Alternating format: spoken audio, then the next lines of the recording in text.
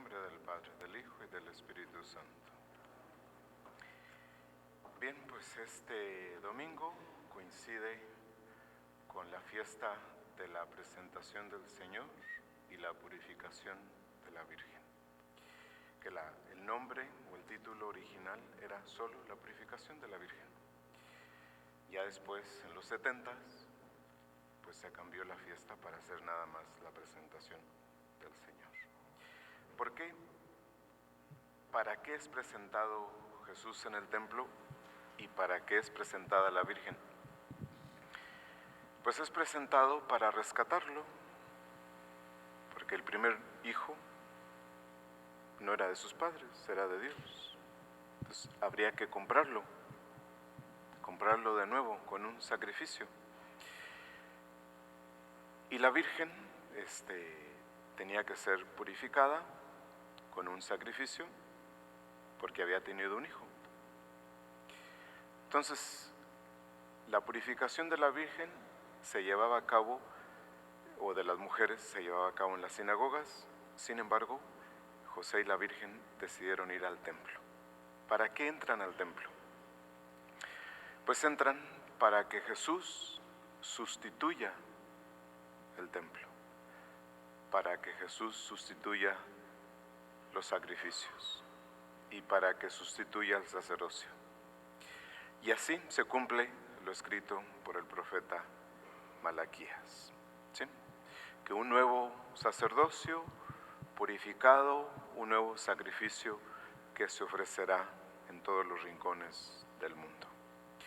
Ese es el motivo de la fiesta, que contemplemos cómo la Virgen toma a su niño y lo ofrece.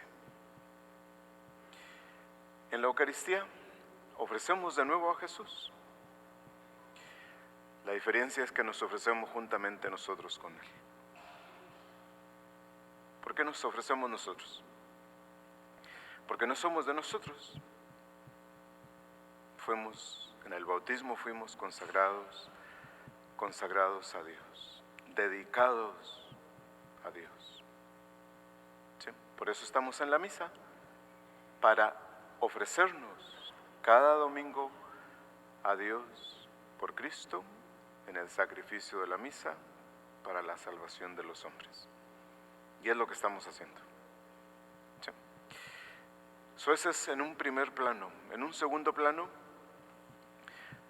¿qué es lo que entendemos con que la Virgen presente a Cristo para ser ofrecido? ¿Qué significa para nosotros? Pues la realidad, como decía, es que somos de Dios. Y Jesús es presentado para iniciar su proceso de pasar del miedo al amor. Para pasar del miedo al amor. Ese es el proceso de Cristo en la cruz, que sirve como ejemplo, como camino para nosotros. Que cada uno de nosotros está también en ese proceso.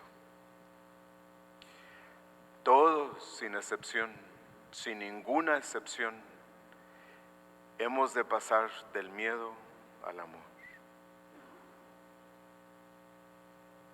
Y sería muy importante que nos preguntáramos, ¿qué tanto hemos avanzado en el proceso?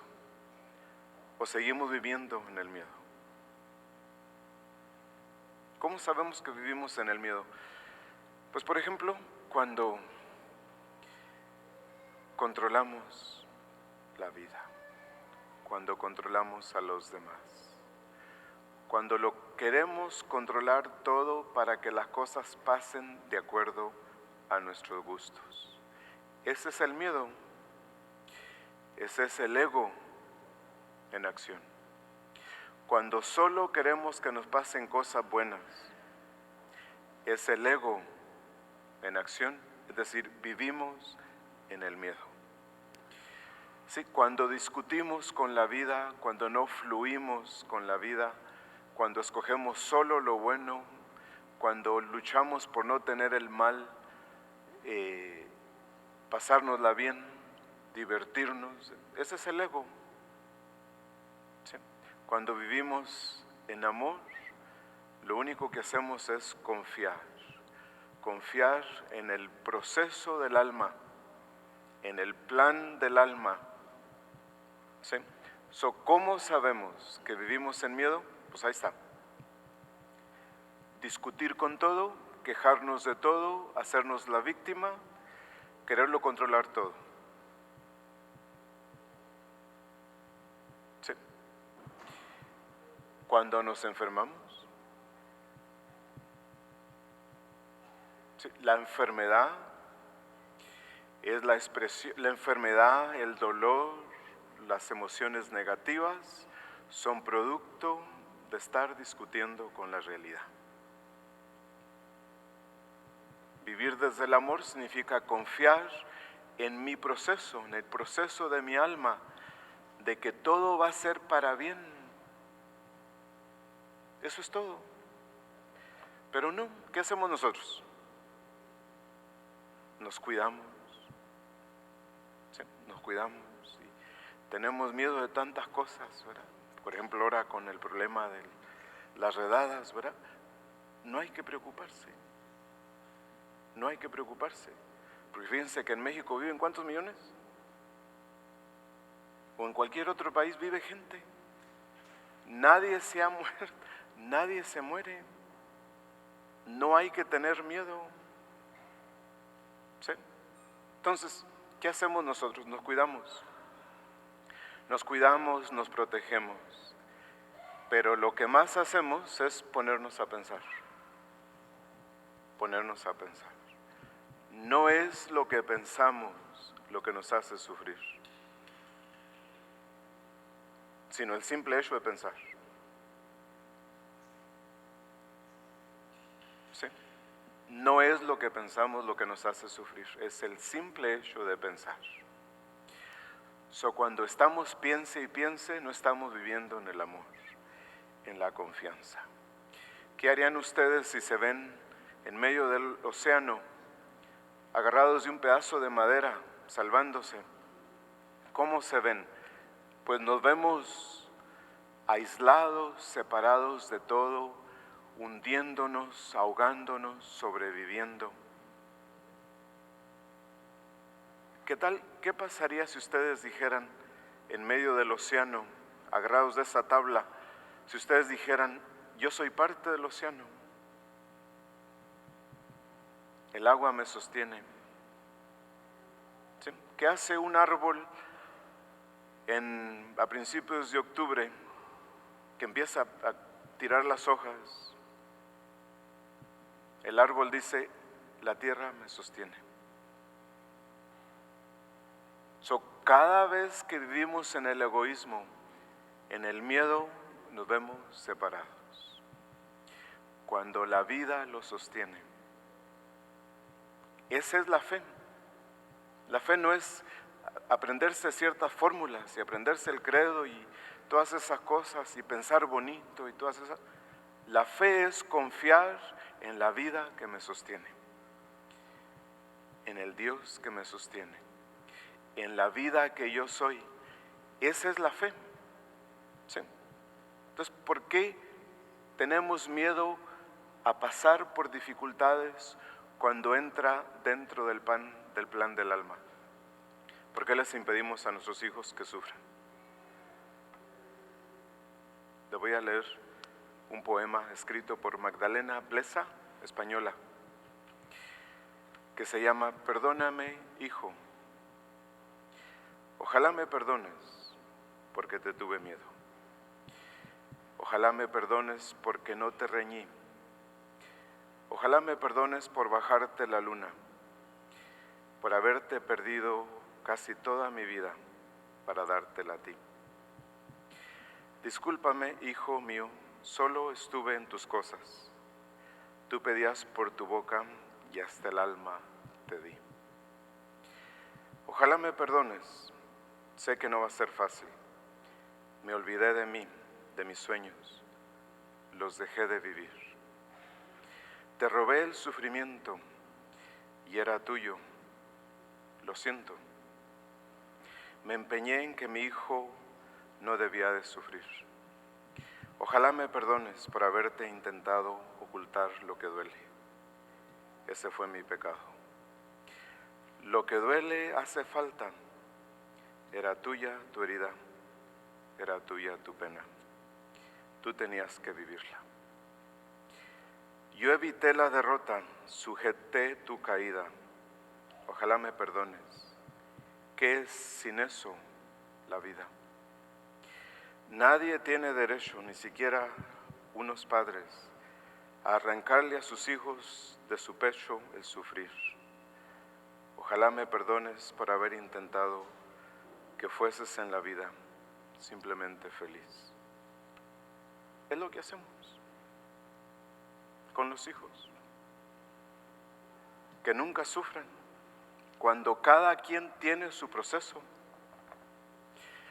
El alma de sus hijos tiene un plan, y en ese plan incluyen el dolor y la derrota y el fracaso.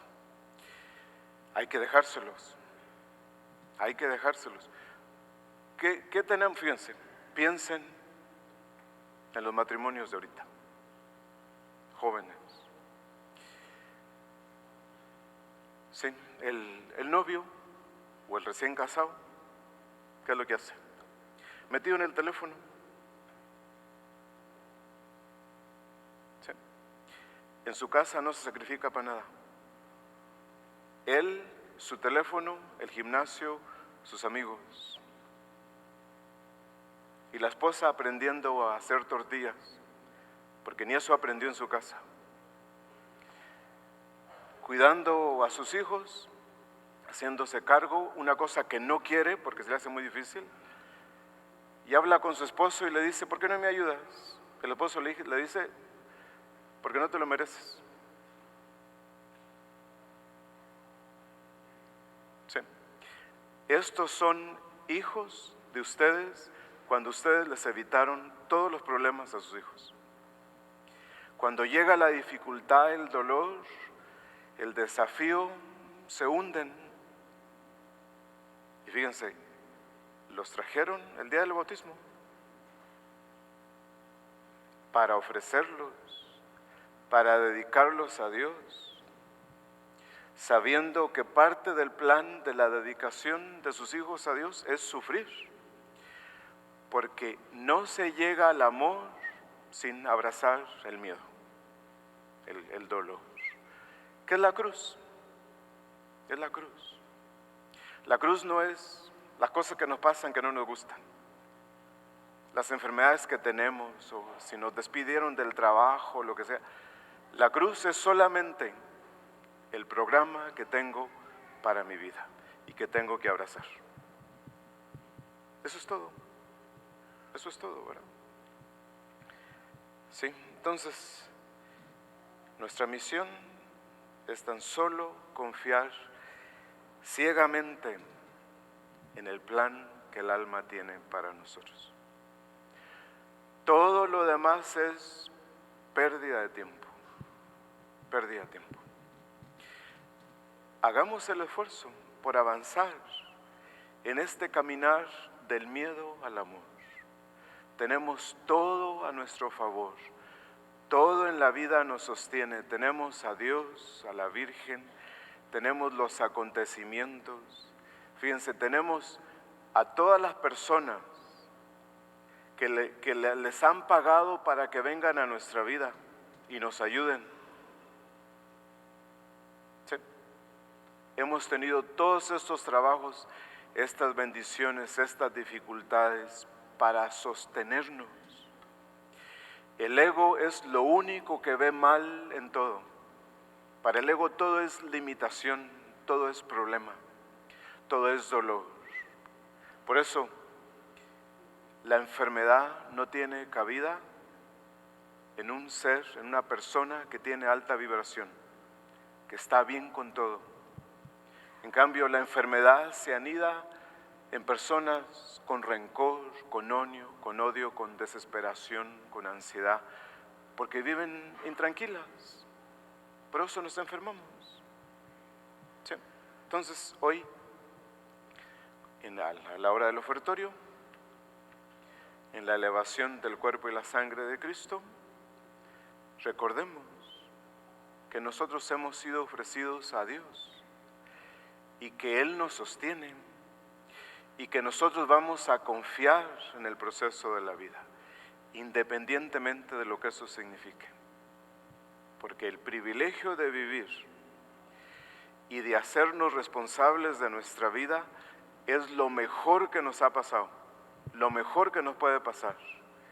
Si estamos preocupados si vamos a tener trabajo, no vamos a tener trabajo, si nos vamos a casar, no vamos a casar, si vamos a tener salud o dinero, lo que sea.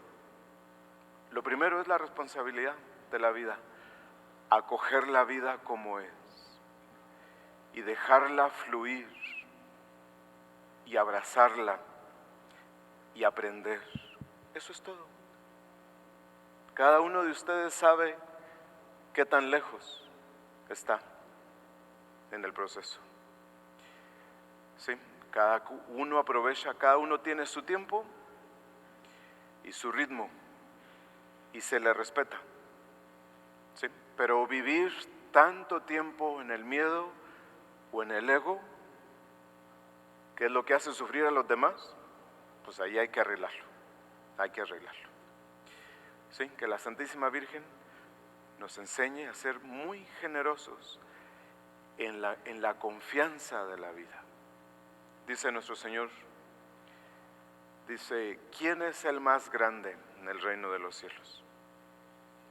Luego pone un niño enfrente y le dice, si no se hacen pequeños como este niño, no entrarán en el reino de los cielos. Lo único que nos impide entrar en el reino de los cielos es el miedo, producto del egoísmo. En nombre del Padre, del Hijo y del Espíritu Santo. Nos ponemos